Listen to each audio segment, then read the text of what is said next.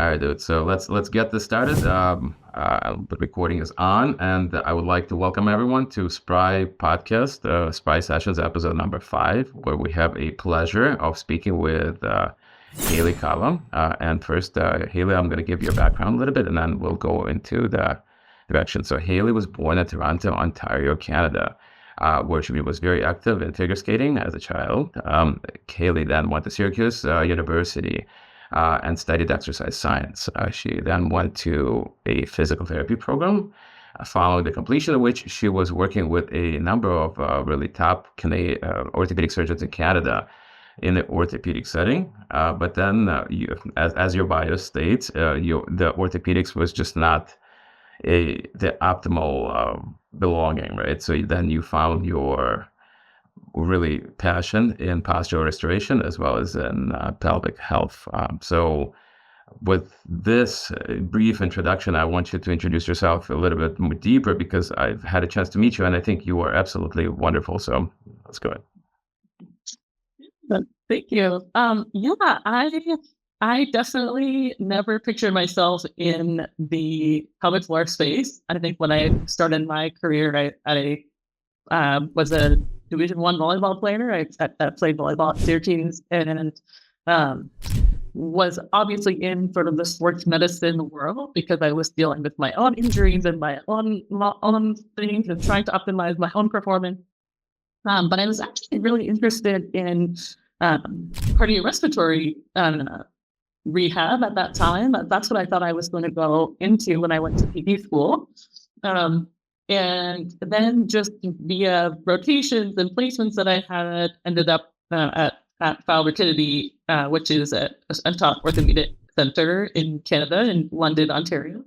And that was amazing to sort of seeing, I think what was really transformative there was seeing athletes go through these career enders, right? We did a lot of Achilles rupture research. We did a lot of ACL research. And so we were seeing a lot of people with these big time career enders, and that didn't have to be the case, right? But we could rehabilitate these seemingly very difficult injuries to recover from. And I loved that process. I loved sticking with someone through that process and seeing them back into their sport and watching them do better than before. And that was amazing. And so I ended up moving down to the US. So, my now husband is in the military. And so I moved down to the US and started working in an outpatient orthopedic clinic. And the pace and the style of transitioning from a Canadian system to an American system was just different, I would say. And so had to learn a lot about insurance and billing and coding, which was just not on my radar at all before that. And so I ended up working for a clinic that was a PT-owned clinic where we were able to see one patient an hour, which it was definitely is rare. And I basically, when I met this couple, I was like, you guys can teach me whatever you want to teach me. You just told me I can see one patient an hour. I don't care what you pay me. I'm telling. And so they actually were both specialists in postural restoration. And I think what was really cool about being exposed to PRI relatively early in my career was it helped me be able to integrate neuro, cardiorespiratory physiology, and orthopedics all in one, and really recognize that every patient that we see has all of these systems. They don't just have a musculoskeletal system or a cardiorespiratory system. Like, we're all those systems.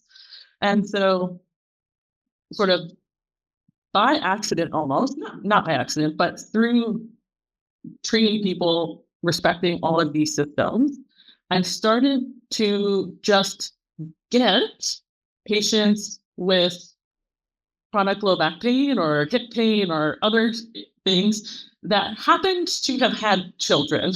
Right? They were young, active females, had babies, and were seeing me in an orthopedic clinic for an orthopedic issue. And we'd be treating them with this PRI perspective. So looking at them globally.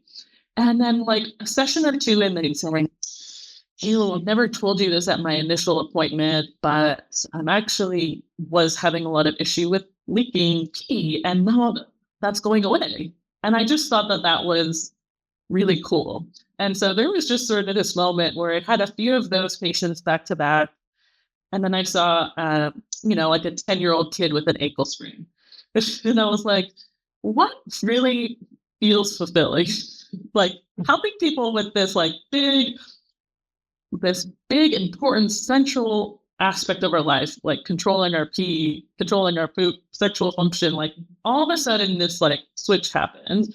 And this was all happening at the time that I was recovering from my own birth experience. And I went and saw a physical therapist for my pelvic floor and was diagnosed with pelvic organ prolapse. And I had been a Division I athlete. I was, running consistently, lifting consistently, leading up to giving birth. And basically they told me, well, you have this prolapse. You shouldn't lift more than 10 pounds. You shouldn't, no more volleyball, no more this, no more that. And I was like sitting there like, I don't think so. Are you sure?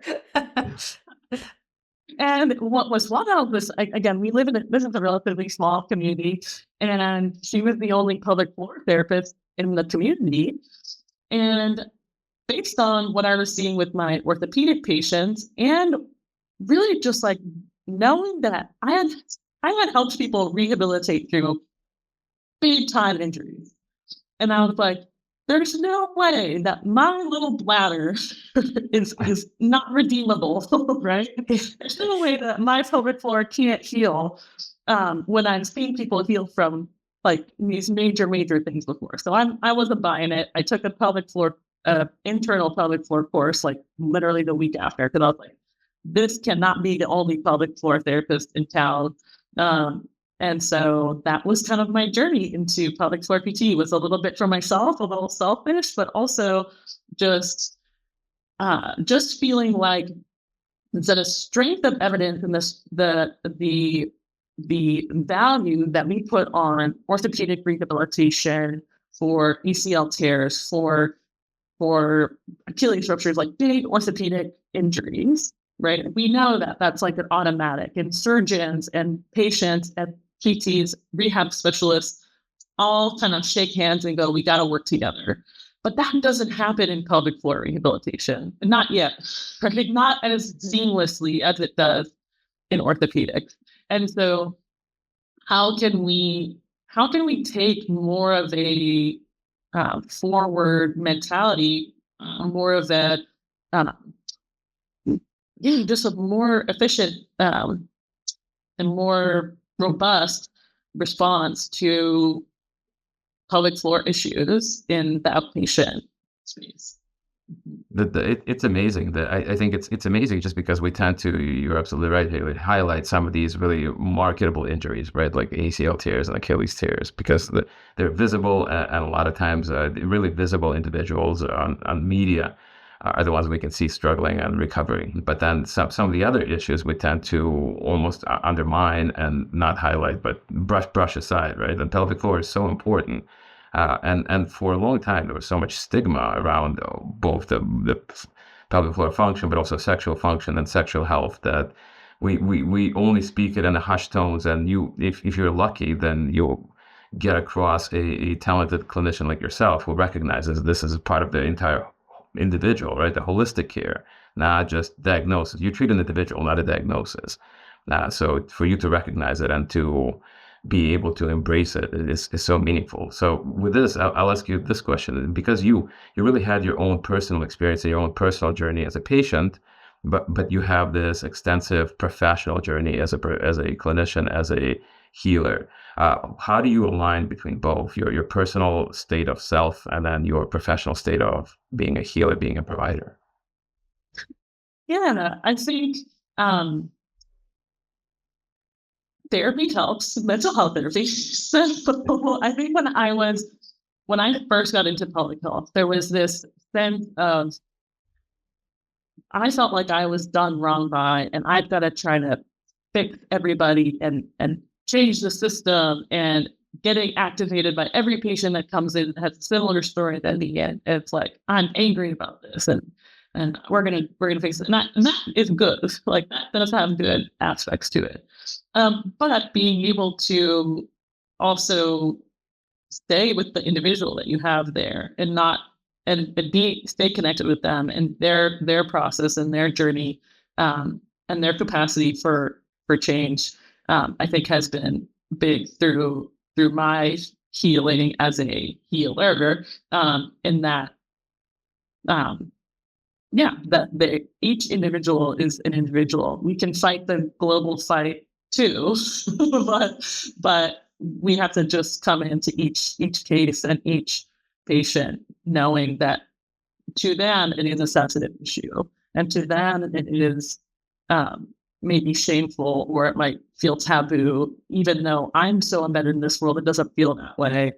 It's just taking a moment, taking a pause, to acknowledge how much it took for that to be in my office, and to start to make these changes for themselves. Would you then say that it's a good practice for even clinicians that are practicing general orthopedics or general sports medicine to ask, to inquire from their patient population, right? What are the odds that, and then probably direct them to someone who's a specialist like yourself to actually provide. Yeah, it is huge. It is huge. So from a more orthopedic mindset, right? Leaking pee, for example, it's kind of like the simplest example. Leaking to pee is losing power, right? So if you have an athlete, and for female athletes, it is incredibly common, even athletes who have not had children, is incredibly, urinary incontinence is incredibly common. So if I have a power athlete, a gymnast, a volleyball, any athlete who, whether again, children, no children, and it's leaking, they're losing power. They're losing potential energy because it's getting blown at the bottom.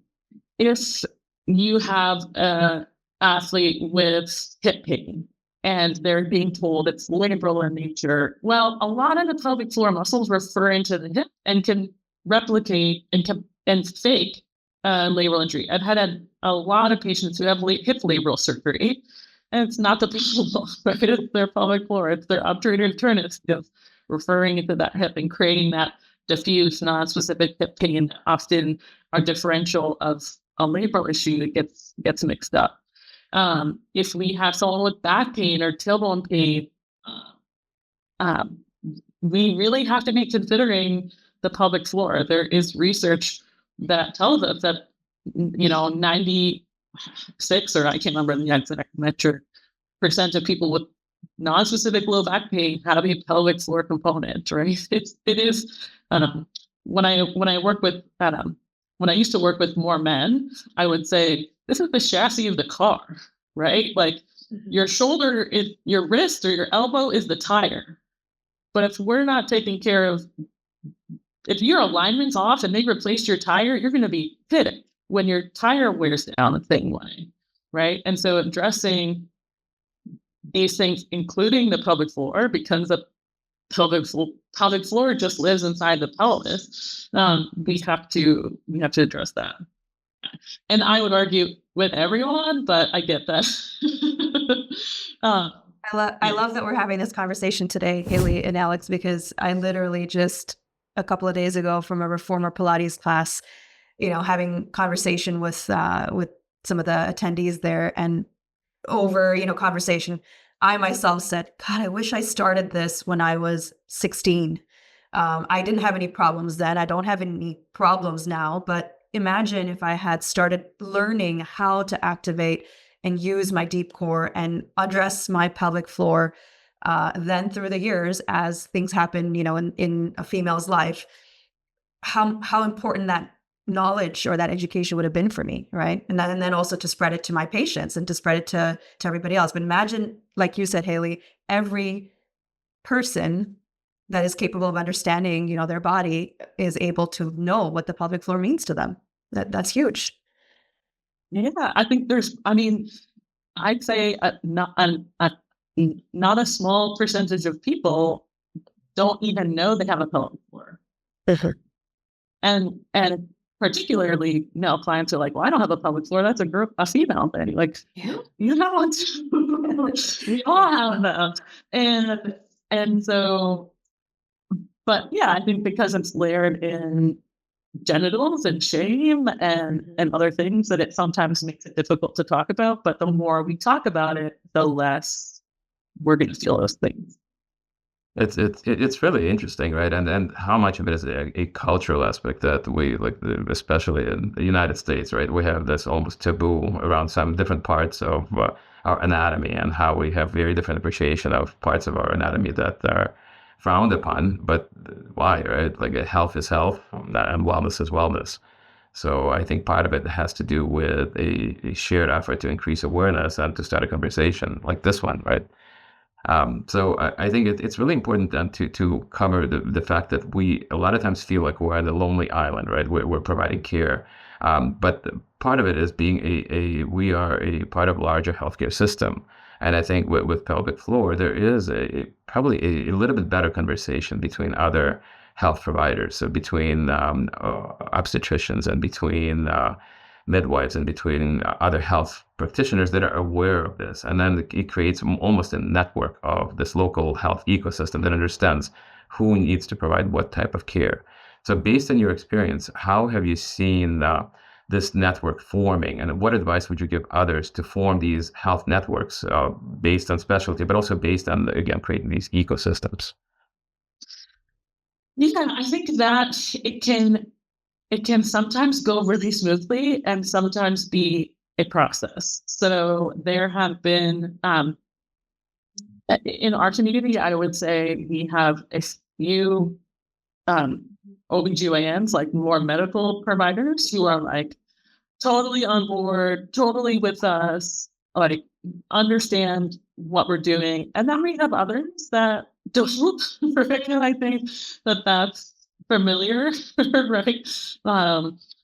And so, yeah, just like in orthopedics, you have maybe the surgeon that tells the post-op knee, like, oh, you don't need PT. My surgery just fixed all the things that just happened. Well, we have plenty of people who get hysterectomies, who get prolapse surgery, are given medication for overactive bladder, and there is no conversation about the relationship of the pelvic floor. I think when it comes to everything outside of pregnancy, I think we have a long way to go in order to strengthen those relationships. In pregnancy, I would say it has been led by the clients more so than the healthcare professionals, but the healthcare professionals are coming on board. So via sort of the time of pregnancy and postpartum that is a little bit more like acute, and these individuals are having more contacts with their midwife or with their OB, that allows us to create a strengthened relationship in this, 10-month period.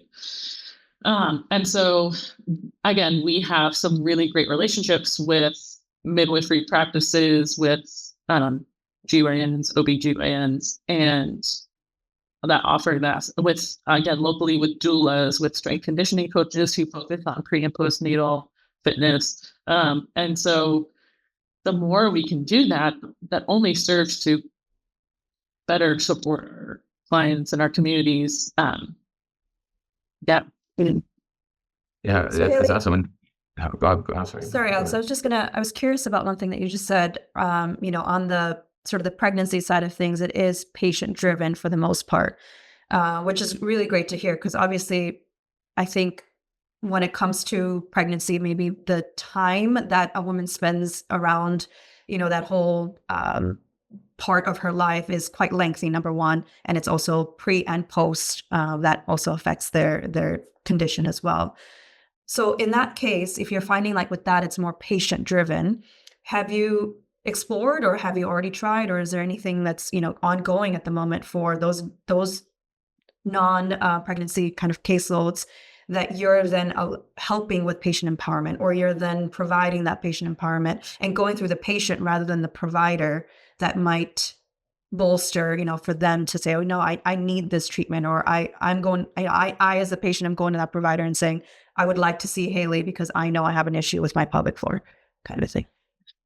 Yeah, for me personally, mostly Instagram. Mostly posting silly videos on, it's not silly, but posting educational videos on social media.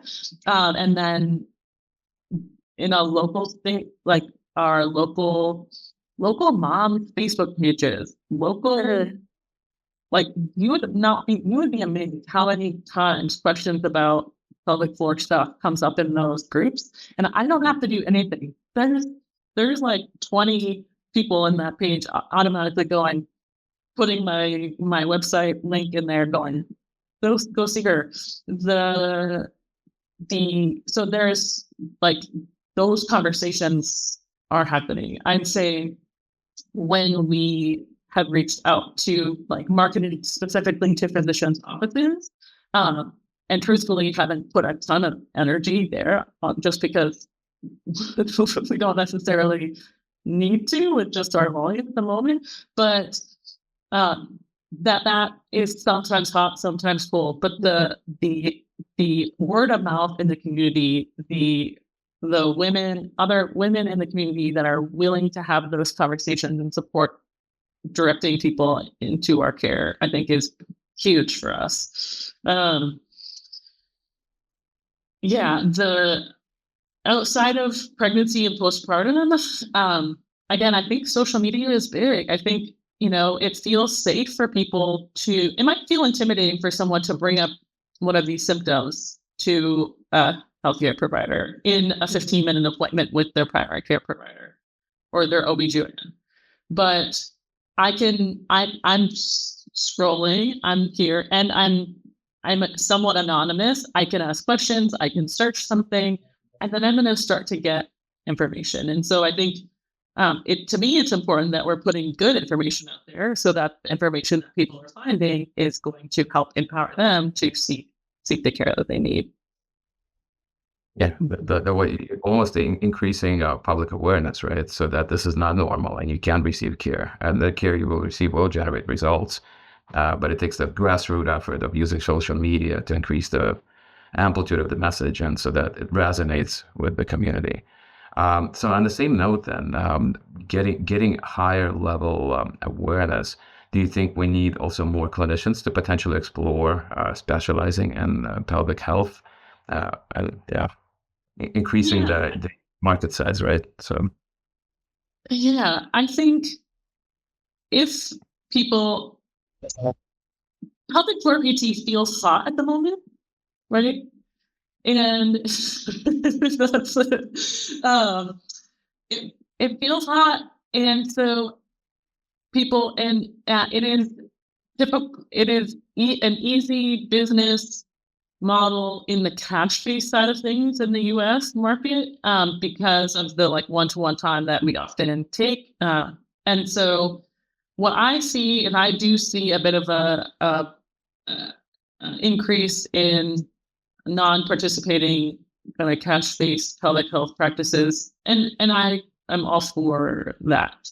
I think the key is can we get people who aren't in private practice, we get some more of them even just thinking about the pelvic floor a little bit more, willing to have those conversations, and then knowing how to create a differential and again, have those conversations. Really, the thing that was always drilled into our head in PT school was like, part of your initial exam is ruling out red flags. And so we're asking about bowel. Everyone should be asking about bowel. Mm-hmm. Not everyone is asking about bowel. Nope. They're not. Yeah. We're not. And I remember at PT school, our teacher saying, you're very rarely going to see a cauda syndrome, but we need to still ask about bowel bladder. I've had two in my career, right? And two that if I hadn't, and they were male clients with back pain, now I hadn't asked about bowel bladder, we would delay care and their outcomes would have been worse. And so can we, like, that's basic. And it doesn't need to be like, can you tell me about the consistency of your bowel movements? And are you, we don't have to like get into it unless something comes up, or you don't have to feel necessarily comfortable. Any recent changes in your bladder or bowel function, period. Like, and practice saying it, get comfortable saying it. Don't hesitate. Don't make a face. Like, it's okay. And I think that that's something that even in entry level practice, we need to all get a little bit comfortable with. Yeah, I think following best practices and creating standards of care, right? Like inquiring into the bowel and bladder function, creating a base standardization of delivery, so that we can all be on the same page, I guess, from the foundation, and then build from there. So then, with those standards in mind, how else would you be able to scale some of this practice, and what steps would a clinician take if someone doesn't have immediate access to pelvic floor health? Like, are there resources like telehealth or anything else that you would recommend to access pelvic floor specialists? Yeah, I think during COVID, right, there was a huge shift into telehealth, and either like I don't think any of us anticipated liking. I think a lot of us were like, this is going to be rough. This is going to be bad. Oh no, how is this going to work? And I was definitely, I feel like, in the minority of people who really liked it and felt like there is such a place for this, particularly in pelvic health. People are in their homes. They feel safe at their house. They feel comfortable at their house. And then something about, again, not necessarily being directly in person, allowed for more open conversations to happen. It allowed for people to be in their own space when we're creating home exercise plans, right? Because sometimes an exercise that I tend to do is like someone's laying on their back with their feet up on the wall, right? And then I get to see that person in their house and go, oh, is there a good spot for this? Is there a good spot where you can do that? Or no? Oh, there's something, you don't have that piece of equipment? Never mind, we're not going to do that activity. And now the programs that we're creating for clients are going to be more specific to them. They're going to fit into their lifestyle better. They're going to do them better, and they're going to get better faster. And I feel like it also gives people a lot of power to understand their own bodies and understand how it all works together without me being able to put my hands on them, right? Or overcorrect or give them too many cues or and so it really helps me fine tune explanations and cueing and all those things when you can't use your hands. Right? And so, yeah, I think there is big time value. And even clients that I have in North Carolina who live in more rural areas that don't want to make an hour to 2 hour drive, and that I'm the closest one, right? Like being able to hop on a call and review a program and try different things and assess different things remotely, it has tremendous value.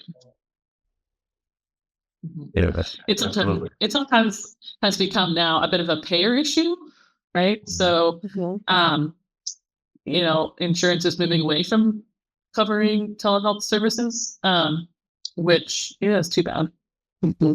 Well, I think on the same note then, right?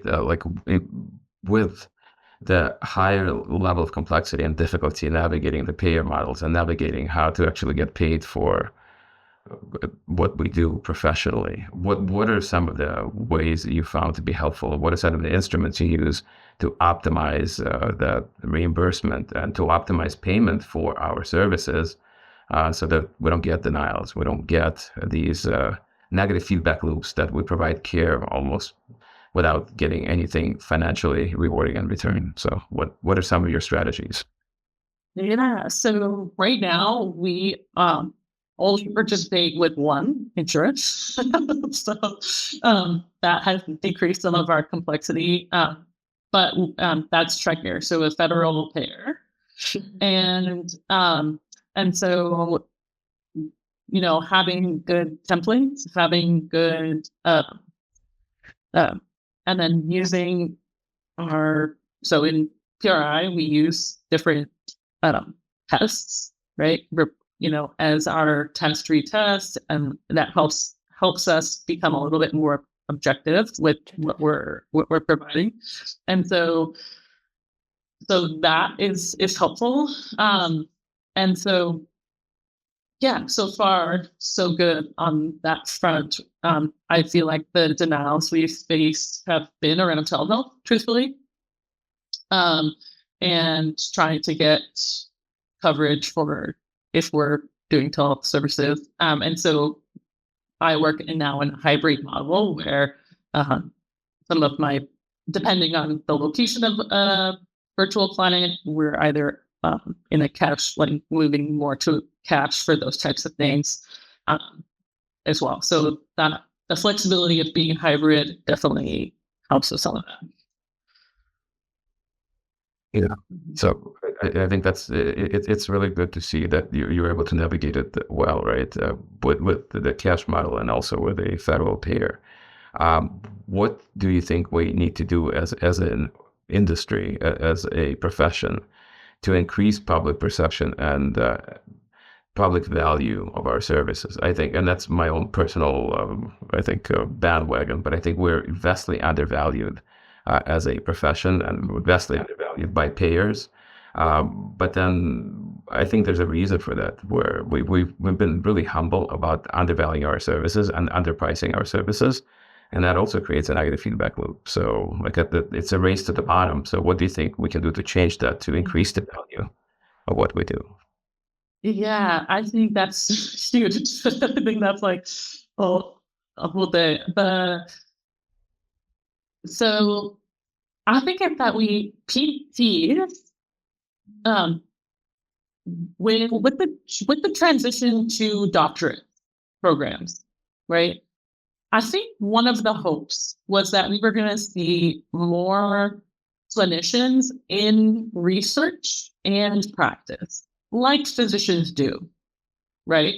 So many MDs who have a practice, see patients. If their surgeons do surgery, they're also participating in research.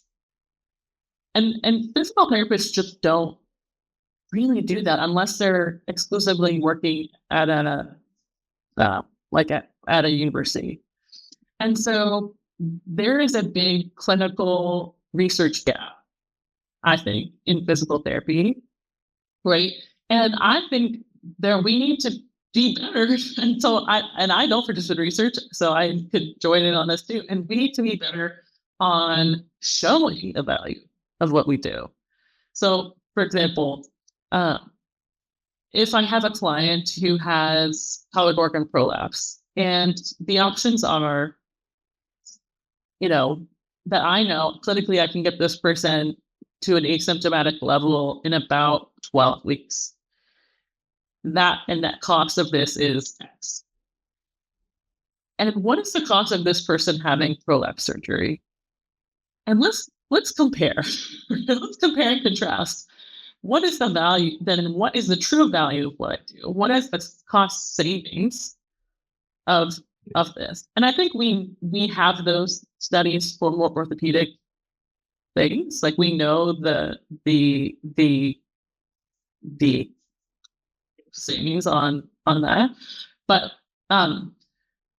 because in pelvic health, a lot of the losses are also in like quality of life, right? The losses come later. So the losses are in nursing care. The losses are in falls in aging adults. The losses are huge on Medicare down the line, right? Incontinence care for an aging adult, like broken hip after a fall because they're incontinent because they have to pee all the time. Like those costs are in the billions, if not trillions a year. So PTs are, then we're fighting for 15-minute intervals of $20 in a $1 trillion system. Like, yeah, what is the solution? I don't know. I really don't know, other than how do we prove that we're effective and that we are saving the system a lot of money. I think you're 100% spot on, where the downstream effects are actually exponentially greater than we appreciate. And you're absolutely right. We're fighting for $20 when there's $20 billion that are being wasted on these low value procedures that actually may not be as effective as an impactful pelvic floor therapy. And so if you look into the feedback loops, besides even just the stigma, there is a negative feedback loop that is associated with mobility. Someone who has incontinence is just going to be less likely to want to venture outside. So it becomes a negative feedback loop to reduce the level of mobility, which then causes other negative health effects, which then causes them to re-enter the same loop. And so that 12 weeks of pelvic floor care, whatever the value and the price would be, whether it's $1,000, $2,000, or $5,000, is still a fraction of the cost of the same individual, getting other comorbidities. But I think there's a dichotomy, right? So that physical therapists are perpetually stuck being in a skilled economics. We are skilled providers, but we need to transition to being an expert economist, right? We need to provide expertise, and our expertise needs to be valued for that. And as you were referencing, physicians participate in expert economy. A surgeon can go and provide research. Clinicians are still entrenched in the same, like, I just need to show up in the clinic and work. And we need to get away from work to being experts. So I think that's why we're so lucky to have you on this podcast today, to actually really elaborate and have your own personal lived experience of being an expert in pelvic health. So with this, we're going to take a look into the future. What are some of the things you're seeing in the field now, and how is it going to direct our progress in the next 5 years in physical therapy in the United States? Getting that. How do we? I think for me, it's about access. Is that more? Yeah, we just need more reps and more proof, and then seeing advancements in how we're approaching public health, right? So across the board. So early public health was a lot of like biofeedback and strengthening the pelvic floor and Kegel, very sort of like cave centric, I like to say, right? And now we're moving to a more, can we move more global? Can we approach strength globally? Because we know overall strength is going to improve pelvic floor strength. We know that treating the nervous system, treating our breathing, that all of these things are going to fully improve our clinical efficacy. So doing that, I think that right now is happening in this catch-based movement, where PTs are like, we want to try new things. We want to get better at this. We want to help our people better. But we can't do it in the system. And my hope is that we get better clinical education, we get better research, and now across the board, it's not like we're not doing things that differently, right? Where a clinician in system is going to be treating similarly to a clinician out of the system, and we're going to have really good outcomes overall. And I think, I guess it's just more, and continue to grow it and continue to prove it. Will be. I think what you just said, Hayley, is super important, that across the board, there's not going to be this large gap that we, I think, as a profession have created to some degree ourselves, but also the system has created for us, that if I'm cash based, I do this. If I'm non-cash based, I do this, or vice versa, whatever the case may be. But they're still physical therapists, and they're still participating in in a healer and a caregiver in a provider way to that patient. Now, what the system allows me to do doesn't allow me to do. What cash base allows me to do doesn't allow me to do. Certainly, that's going to impact my business. But should it impact our our actual treatment or our actual one-on-one connection with that patient? Unfortunately, it is impacting it, and I totally believe it shouldn't. I totally believe that there's this push that needs to happen where, as Alex mentioned, if we are the experts, which we are in most of these areas that we currently reside in with orthopedics or pelvic floor, for example, then our expertise should match what we're able to give our patients at that time of service, whether they're paying out of pocket or not paying out of pocket. And then what they do with that is then their decision, right? Then if they want to continue care in that system or not in that system, or they want to go to more of a provider that's specialist, whatever the case may be, that's their decision. But I start out, even as a 5-year new grad in an orthopedic practice versus a 5-year new grad in a cash-based pelvic practice, my offering should be the same. My level of expertise should be the same. My capability is the same, right? What I know as a foundation should be the same. And I think closing that gap, honestly, closing that gap is going to improve our sort of image as well, right? Like so many patients that we maybe come across, and so many people even just off the street that we come across, and have such a certain image of what physical therapy is and what they do. And it's not just patients, it's also other healthcare providers and insurance companies, or whatever the case may be. How do we get all of them to really see what we do? And that's when we have to get on the same page with each other and make sure that we're delivering that same message. Yeah. It's not easy when there's, I don't know how many thousands of us out there, but at the same time, it's the standard, as Alex mentioned, the standard of our profession needs to be, reinstated essentially, and then uplifted, so on from there on. That we're constantly lifting each other up and that's how we do it. I think, it's not like if there were 5 other pelvic floor therapists in my town, and I would want to know all of them, and I would want to know, okay, who can I send you? Well, do you really like this thing? Perfect. I'm going to send all of these people over here to you. Or if I'm out for whatever reason, to feel totally fine with, yep, okay, I'm going to refer my caseload over to you because I know that you're going to be able to support all of my patients the way that they need to be supported. And the thing, I think what gets me so often is when I work with clients remotely, because I'm probably the 4th or 5th pelvic floor physical therapist they talk to, right? And I'm the first one who's maybe talking about things outside of their pelvic floor. And if it's in a virtual capacity, I'm not assessing their pelvic floor directly, right? And so to be able to zoom out, to me, doesn't feel like it should be something that is that specialized. I don't think I'm that special. I don't think I'm not that far. I think it's just, can we start to give this perspective to more clinicians so that so that people don't have to work with you. It's been a lot. If you think about it, right, if someone has a positive experience in our care, then they'll say Hayley is the best therapist.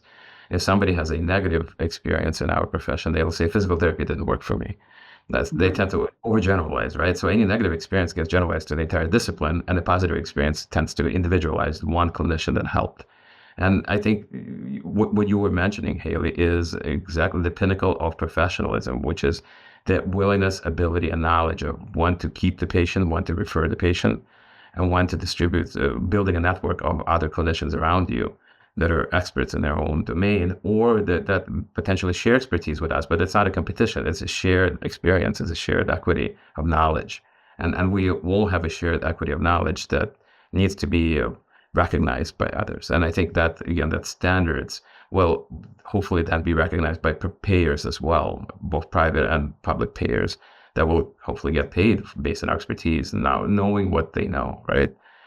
So I will try to close things off for today's episode with more of a question of building a stronger clinical network, and that is with unlimited resources. And if you had like a magic wand and unlimited resources, what would you do now to really elevate your practice, considering the resources are unlimited? And how would you share this advice to others that are listening to this and looking at this? And then what advice would they take from you based on this unlimited resource advice? Unlimited resource. I would invest in my team. I think PTs are pretty good at investing in like their clinical education, plus or minus. But I would unlimited resources. I would like so I have one other PT that works with me, and we're adding one more this summer. And if I could spend a week with them, or have them take different courses, and that like not time and money was not a factor, I think that would be something that I would really want to invest in. Is more. How much money can I put on that? If it's unlimited, we're gonna learn all the things and do all the things, and so that there's never, I think it's investing in the people. With the best investment of all, right? But it will pay dividend internally. So this is terrific. So Hayley and Minal, I want to thank you both for being part of this episode. It's episode 5 of SPRY Podcast. And I want to thank both of you for, I think, giving this resource, extracting this knowledge to our audience about being a specialist, but also being a professional. So, Hayley, thank you for your time, and thank you for being here. And Minal, it's definitely always a terrific company. With last words, anything else you would want to say to our audience as a departing goodbye? Well, if you're thinking about getting into public health, go for it and let me know, and I'll help you. Yeah, I hope everyone finds Hayley online and on Instagram and on social media and follows her, because it's definitely a terrific resource. And thank you for being a resource to our community. So, thank you. Thank you for your time, Hayley. It was a pleasure. Really, really nice to get to know you and really understand one PT's journey, but what a big impact, right? I'm sure the kinds of patients you've seen and who you've seen and who you've helped, like just one journey of a therapist and the number of lives you've touched. It's really, really great to know that you're investing so much time and energy into that. So congratulations to you. Thank you.